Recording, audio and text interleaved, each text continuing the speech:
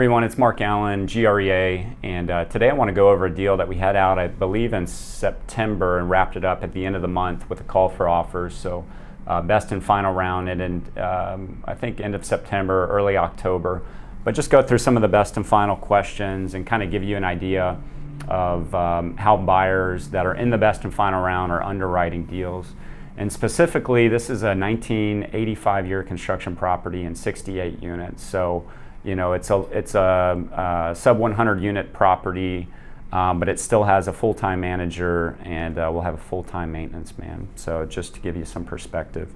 So what rent structure are you assuming for year one, and then rent growth assumptions thereafter? And you know, really this ranges from anywhere from 4 to 8%. I think the sub-market currently was at, for 1980s vintage, was just over 10% at the time, year over year. So I think those are conservative estimates, but it seems like most buyers are in that 6 to 8% range year one. Again, it depends on the property, depends on the sub-market, and then we'll tail off thereafter to, you know, anywhere from 3 to 5%.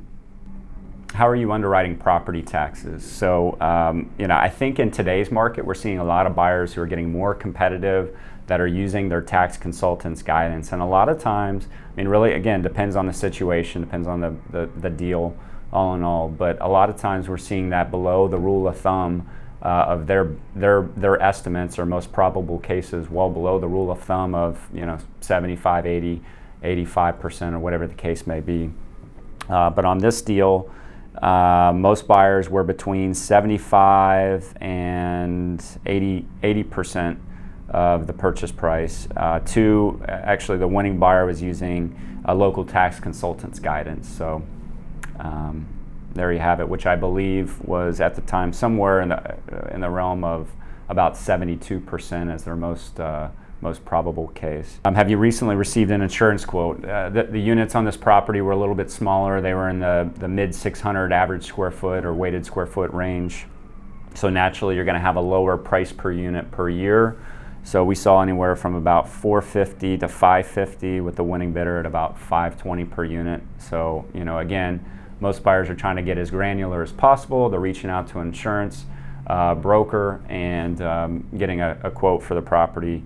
We always provide loss runs up front, so buyer can get the most accurate bid for the property. What is the exit or terminal cap rate? Again, this is in the Fort Worth area, mid-80s construction, sub 100 unit property, and we're seeing anywhere from 4.75 to about 5.5%. Seems like the winning bidder was at 5.15% on a 5-year hold.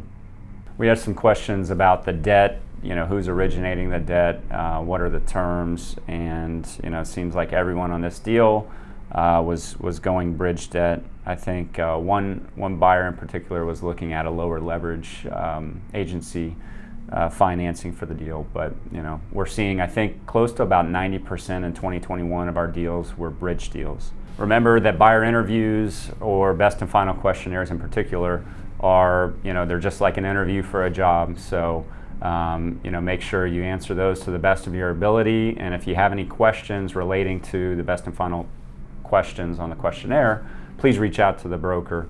Again, this is Mark Allen with GREA. Look forward to doing business with you in the future. Give me a call on our current opportunities and future opportunities. Thanks.